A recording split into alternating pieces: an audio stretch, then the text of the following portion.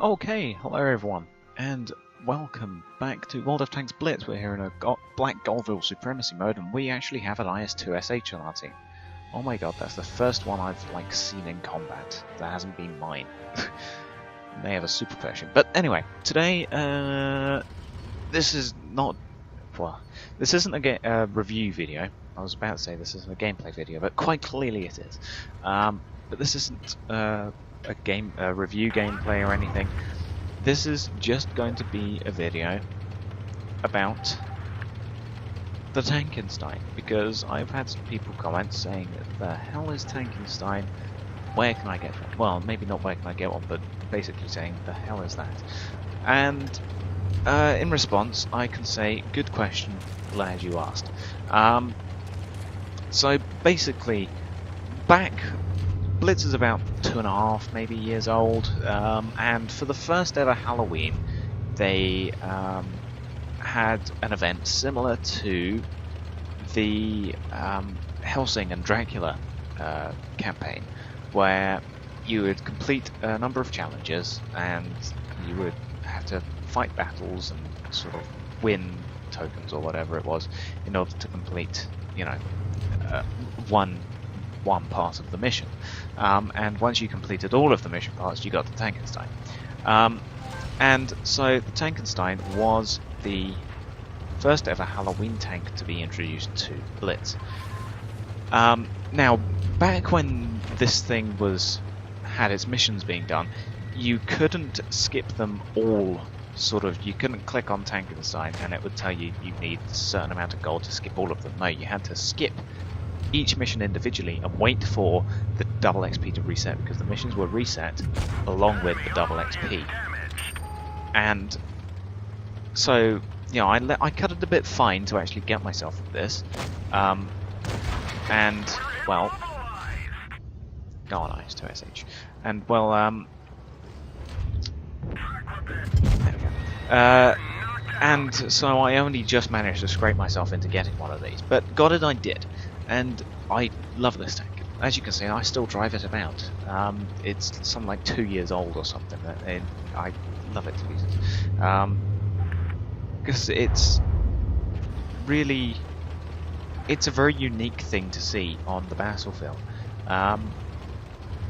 And partly because, obviously, the longer a game is out, the more players it gets. So obviously, back when this thing was about, there weren't that many people actually playing Blitz.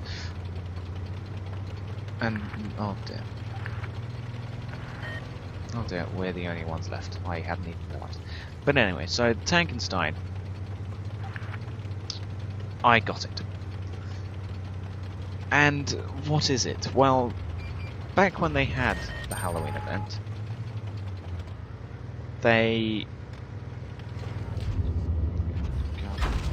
oh great, heat shell.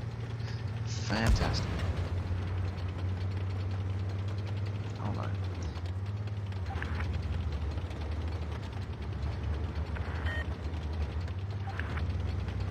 No, I'm dead. Well, okay. But anyway, so they didn't really have a set structure on what they wanted the Halloween event to be. But what they decided to instead do was base it around Dr. Frankenstein, obviously, creating this monster. And so that is the basic idea of the Tankenstein, which was to be a tank which was created from scrap parts of other tanks. And as you can see, the tank is based off of the chassis of the Tiger P, with the hull of the KV Fortress and a choice of guns. And this was sort of one of the first premium tanks to actually have a selection of guns at its disposal. It was the first premium tank I had, which you could have a choice of different guns on the premium tank, because obviously that's unheard of in World of Tanks PC, because in World of Tanks PC you never have World of Tanks PC, you don't have any premium tanks which have got a selection of guns, whereas on this thing you do. You've got this thing, the 130mm, and you also have a 105mm American gun. So this thing rolled out. You had a selection of guns. You could, because it was a mix-up of 3 different nations' tanks. It was a mix-up of the Russian nation, being the turret, the German nation, being the hull, and the American nation, being the gun. Because at that point, those were the only 3 factions in the game. You had the Germans, the Russians, and the Americans.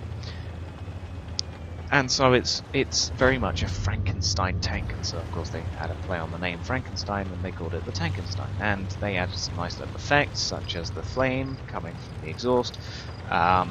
They've got the sort of skull and crossbones on the back of the turret. They have the pumpkin on the side because of course it's Halloween. And they didn't give it a nice skin like the IS-2 or something. They made it look as if someone had bolted together scrap parts of wrecked tanks on the back of it. And the Tankenstein was born. Now in battle, once you've got this tank, in battle, what's it like? Well, they didn't really think it through, obviously, when they started building this tank. Whoever this Frankenstein was, when he built the Tankenstein, he obviously didn't know much about power to weight, because this thing has got a terrible power to weight ratio. Also, it has an absolutely terrible traverse speed, because look at this. This is absolutely terrible traverse speed. G'day. But it has things to make up for. It certainly has strengths and weaknesses. The strength, part of it, is its armor. Second part of it is its guns, because, well, the 130mm gun is a really powerful gun. The only problem is, with the equipment redesign, it's terribly slow to reload. Oh god. It's terribly slow to reload this thing. 17 seconds of reloading time. But it has great alpha damage. It's the box tank's gun, basically. It's the 130mm naval gun on the box tank. That's really is what it is. As you can see, bang, 504 damage. That's box tank damage right there. It's got 196 penetration. It has 400 and something alpha damage, 440 alpha damage or something. But it's wildly inaccurate. In comparison, the American gun, it's a 105, so it does less damage. It has 2 more penetration, and it's much more accurate. As you can see, look at this terrible aiming time. But once it hits, you shave off half their health if they're a lower tier opponent. And well, we've done what, 1200 damage or something in about 3-4 shots. You rack up damage quick in this. And also, it's got decent armor. This thing, the armor is the Tiger P chassis, so of course, bugger. It's the Tiger P chassis, so it gets 200 frontal hull. However, the frontal hull, even though it's got those nice spiked rivets on it, the frontal hull still has those cheek weak spots. Ow! And there's an SU-152. And of course, the Tiger P has always had the weak spots of those side cheeks. And so, for all intents and purposes, they're shooting at this thing, treat it as a Tiger P, where you shoot the side cheeks of it. The turret, on the other hand, if you use the American gun, you get an American turret, which means that you get the turret front, which is 279mm thick, because you get the gun mantlet of the American gun. Which is why in all the screenshots, if you search up Tankenstein and Google Images, that's why all of the shots come up with the American gun mantlet, because they're all using the 105mm gun. If you're using this thing, the 130 gun, you only have 130 frontal turret, which means that the turret is the weak spot of this tank. Plus, you've got the little mini turret. So, you've got the little mini turret up the top, which is a weak spot. You've got, if you're using the 130 like this example, you've got the front of the turret, which is the weak spot. You've got the sides of the turret, which is a weak spot. You've got the really slow traverse speed and movement and all of that, and that's all very, very, very, very slow. Which means that this thing is basically more of an immobile fortress than it is of a tank. It's certainly not a breakthrough tank. Because as you can see, look at this front of the turret. There's basically nothing to protect you from the front of the turret. And so, bit of a problem there. So it's got nice selection of guns. It's got supposedly decent armor, but it's got very bad mobility. What else? Well, that's about it really. It looks nice. It's very unique to see on the battlefield, as you can see. But it's a big target. It's got basically no camo rating because, well, look at it. It's massive. Let's compare it to the T-150. Yeah, it dwarfs the T-150. That's no moon. It is an accurate way of describing this Tankenstein because it's massive.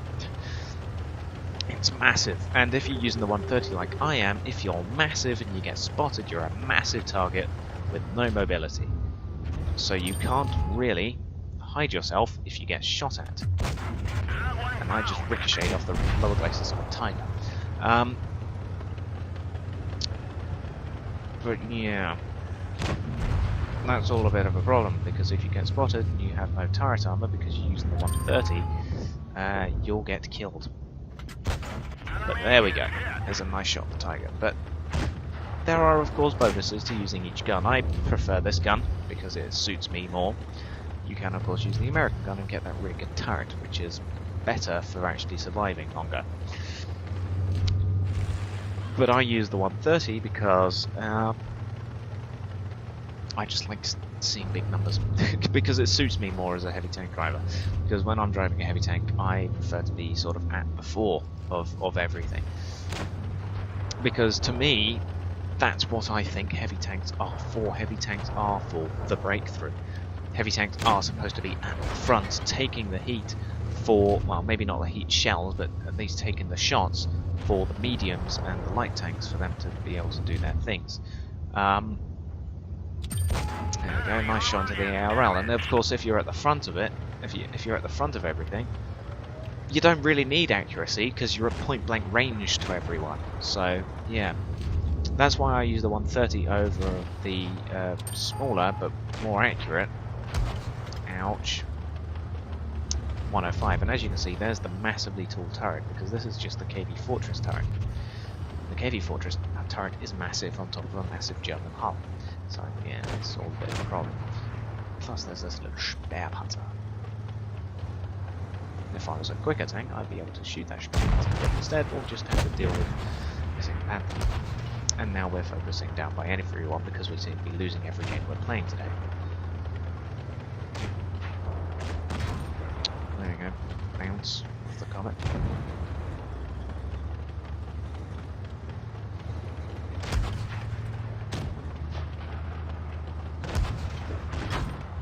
There we go. Managed to hit the VK, but now I'm the last one left, my dad. Yeah. We're losing every game we're playing because, you know, teams. We were second on the team, I suppose, but still. What was that other game that we played? Notifications. This one. 1800. There you go, on Vineyards. On Vineyards, 1800 damage. I mean, it was decent. We'll play one more game, shall we? Oh, look, we're back on Black Goldville, back where we started. Oh, 2 more IS-2SHs. And an IS-3 Defender. And a Type 59. And a T-23-3. Got half the tanks in this match at premiums.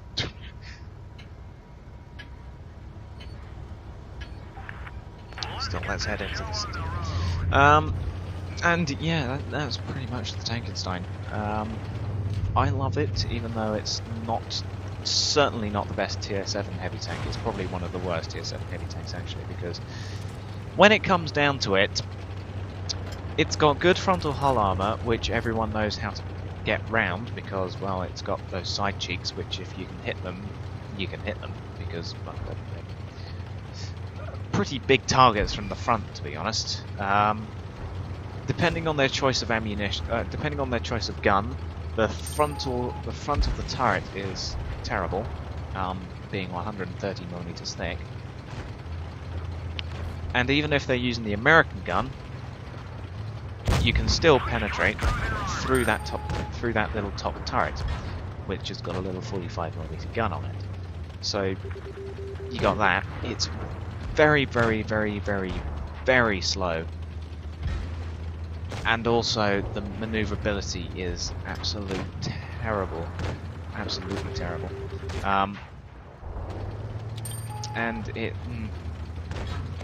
if you're in a medium tank and you can circle this thing, do circle it, because you can easily wrap your way around this tank, and there's nothing it can do about it, because it just does not have the maneuverability to turn quicker than your medium tank and just stop you. Draculas are perfect for taking off this thing, because Draculas, you literally cannot turn your hull and your turret quick enough. Even if you're turning both of them to engage said Dracula, there is absolutely no way that you can out-turn a Dracula. And I bounced off the side of my ass. Come on. And so really, when it boils down to it, there's not much redeeming features about this tank. And so, yeah, even if there were more of them about, it wouldn't really help the cause of the Tankenstein.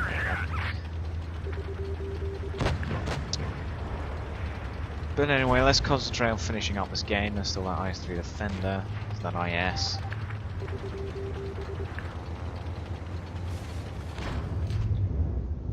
Let's finish off the Defender. There we go, finish off the Defender. This IS-3 is going to get shot by the IS-2SH. Feel it? Yeah, there we go. Still, he's now fired, and I know I can beat his reload because it's 2SH. The IS-3 are now going to flank him. Pincer movement in. And he's lost his track. He's stuck there. Hello, friend. There we go. Run full. The IS-3 is going to take the kill. Nope, someone else is. No. I'm not sure he took that one. Now it's just the IS left, and the ISU-152 is going barreling down, and he bounces. Fantastic. And the IS is dead, so yeah. Finally, we won a game in the Tankenstein. Yay.